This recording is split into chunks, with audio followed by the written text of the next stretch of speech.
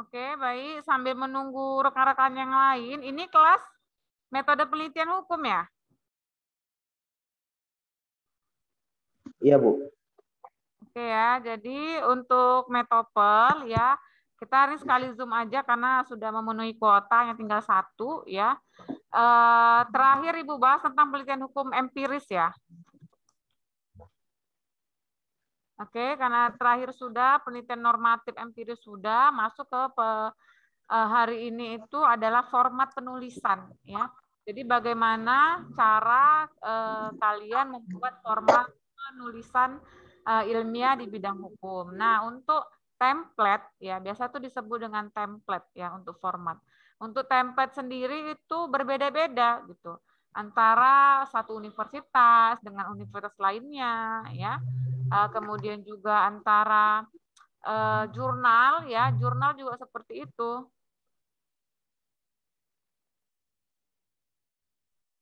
Jurnal untuk satu publikasi dengan publikasi lainnya itu juga berbeda-beda ya. Jadi artinya memang template atau format daripada penulisan sebuah karya ilmiah itu tergantung pada siapa yang mengeluarkan. Misalnya Universitas Pembangunan Pancabudi itu berbeda dengan Universitas Medan Area dengan UMA. Jadi Unpad dengan UMA template atau format penulisannya itu berbeda. Tetapi tetap ya substansi dari penelitian penulisan skripsi khususnya substansinya itu tetap sama, hanya saja ada terjadi sedikit perbedaan-perbedaan dalam hal format penulisan. Ya, sekarang Ibu kaji mungkin untuk format penulisan yang ada di Pancabudi ya.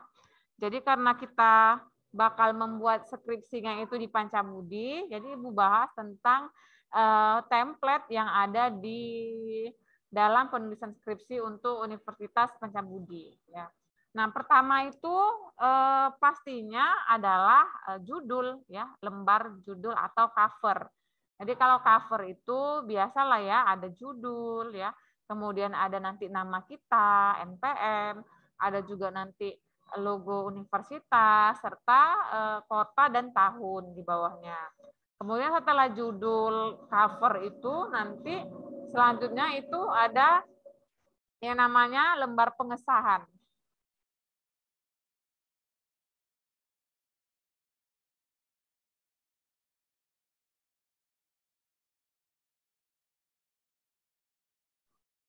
Haus. Jadi setelah cover itu ada lembar pengesahan. Lembar pengesahan itu pasti berisi tentang tanda tangan ya, tanda tangan kalian, tanda tangan dosen pembimbing kalian, dan juga tanda tangan dekan atau juga nanti ada rektor ya. Setelah lembar pengesahan masuk nanti pada bagian abstrak ya. Jadi dalam penelitian itu ada abstrak. Abstrak itu artinya kesimpulan ya daripada penulisan karya ilmiah yang kalian buat. Jadi nggak hanya di skripsi, di dalam jurnal, di dalam proceeding, di dalam buku, ya itu ada abstrak. Abstrak itu kesimpulan keseluruhan daripada penelitian yang kalian buat di karya tulis ilmiah tersebut. Nah, abstrak itu dia ada 4 paragraf. Jadi paragraf pertama itu terkait dengan latar belakang ya, latar belakang dalam penulisan karya ilmiah tersebut. Paragraf kedua itu tentang metodenya, menggunakan metode apa. Yang paragraf ketiga itu tentang rumusan masalah, ya, rumusan masalah dari penelitian yang kalian buat, dan bab paragraf keempatnya itu tentang kesimpulan dan sarannya, ya. Atau bisa juga bab 4 itu hasil ya, hasil daripada penelitian tersebut. Nah, kemudian setelah abstrak ya, masuk kepada lembar selanjutnya itu adalah daftar isi. Daftar isi itu harus lengkap dan harus benar-benar rapi. Jadi banyak mahasiswa kadang dia berserak ya. 13-nya miring, 12-nya ke sana gitu. Jadi memang daftar isi menjadi acuan ya, khususnya para pembaca dalam melihat isi daripada karya ilmiah yang kita buat. Jadi benar-benar headline untuk daftar isi itu benar-benar sebaik mungkin dibuat, gitu ya. Nah, kemudian setelah daftar isi, nanti kita masuk kepada Oh, sebelumnya juga nanti ada, kalau kalian sudah komplit ada apa namanya, kata pengantar ya, biasa ya kata pengantar. Kemudian ada juga daftar isi ya. Setelah itu baru nanti masuk pada bab 1. Jadi dalam penulisan karya ilmiah itu, misalnya Ibu ambil sampelnya itu skripsi ya, itu ada dari bab 1 sampai bab 5. Bab 1 itu dia isinya pendahuluan ya. Bab 2 itu isi daripada penelitian sampai bab 3 ya. Jadi bab 2, bab 3, bab 4, sorry, Mas Ibu sampai bab 4. Nah, bab 5-nya itu adalah penutup, kesimpulan dan saran. Jadi si bab 5 itu kesimpulan dan saran, baru selanjutnya adalah daftar pustaka. Ya. Jadi itulah formatnya ya. Dari bab 1 sampai bab 5, bab 1 pendahuluan, bab 2, bab 3, bab 4 isi, bab 5-nya itu penutup yang berisi kesimpulan dan saran. Itu ya, Geral ya. Sebentar Baik, ya, Bu. minum dulu.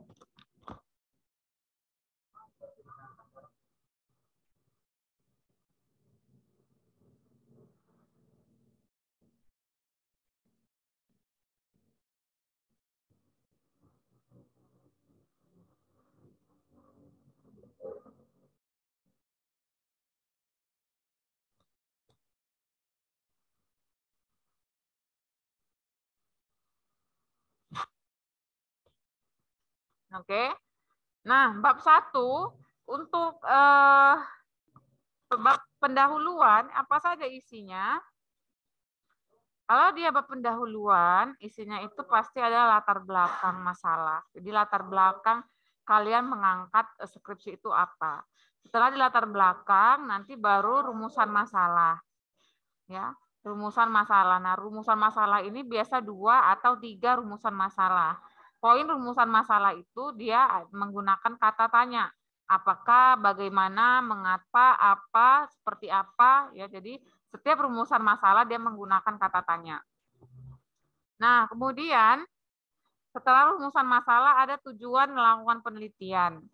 Setelah tujuan penelitian, baru nanti ada yang namanya keaslian penulisan. Jadi keaslian penulisan itu kalian membandingkan penelitian kalian dengan penelitian sebelumnya. Setelah keaslian penulisan, baru nanti ada tinjauan pustaka. Tinjauan pustaka itu berisi variabel-variabel yang penting atau isinya itu adalah kata kunci yang penting dalam penulisan skripsi kalian. Misalnya pengertian tentang restoratif justice atau pengertian tentang konsep Overmach ya. Jadi itu adalah masuk ke dalam tinjauan pustaka.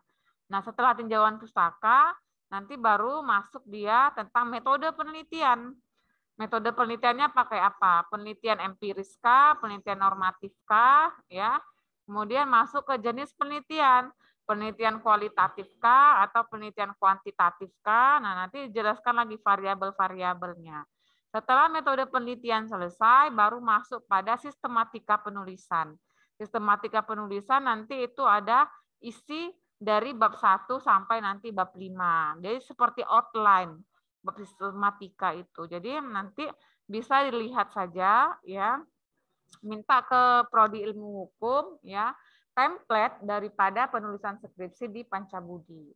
Kurang lebih seperti yang Ibu jelaskan tadi, itu untuk bab 1.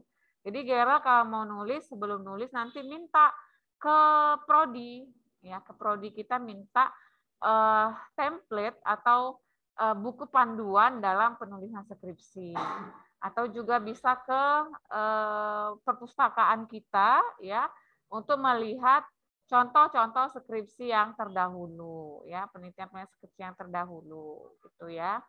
Nah, nanti bab 2 itu baru isi ya, bab 2 itu isinya adalah rumusan masalah 1 kita. Bab 3-nya itu rumusan masalah 2 dan bab 4-nya itu rumusan masalah 3. Jadi isi daripada penelitian itu ada di bab 2 sampai bab 4. Nah, kemudian baru masuk lagi bab 5. Bab 5 adalah penutup.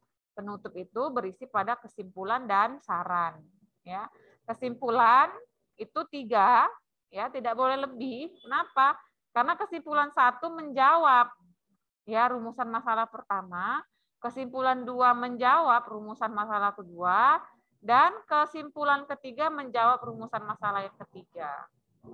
Kalau saran, baru dia boleh banyak. Ya, saran boleh sampai 4, sampai 5, ya sedikit juga boleh, 2 aja juga boleh ya. Tetapi khusus untuk kesimpulan hanya boleh 3 poin ya, sesuai dengan rumusan masalah. Nah, di terakhir itu adalah daftar pustaka. Daftar pustaka ini dia punya kriteria minimal 10 tahun terakhir dari tahun penelitian. Jadi nggak boleh yang buku jadul-jadul, udah nggak boleh pakai lagi.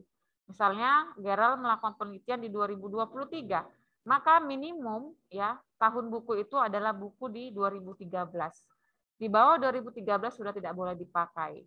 Memasukkan juga jurnal-jurnal ilmu hukum di dalam tinjauan pustaka itu ya, internet, arsip-arsip, data-data, atau buku ensiklopedia atau kamus-kamus atau media-media cetak itu bisa dimasukkan di dalam daftar pustaka, ditambah juga pasti peraturan perundang-undangan ya yang menjadi payung hukum dalam penelitian tersebut.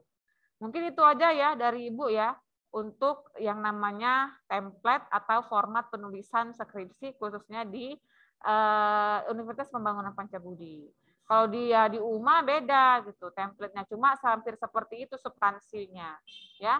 Di USU juga beda penulisan skripsinya. Gitu ya. Oke, mungkin sampai sini ada yang mau ditanyakan, silakan. Ada? Nggak ada, Bu. Paling nanti ke bagian itu kan perpustakaan kan, Bu, kalau kurang jelas kan. Ya, boleh ke bagian perpustakaan, boleh juga ke prodi ilmu hukum, minta buku panduan penulisan skripsi. Ya. Itu ya. Oke, Bu. Oke, baik. Karena tidak ada pertanyaan lagi, mungkin Ibu akhirin saja ya sampai di sini ya. Karena juga terkait dengan waktu, jadi kita memang sekali Zoom.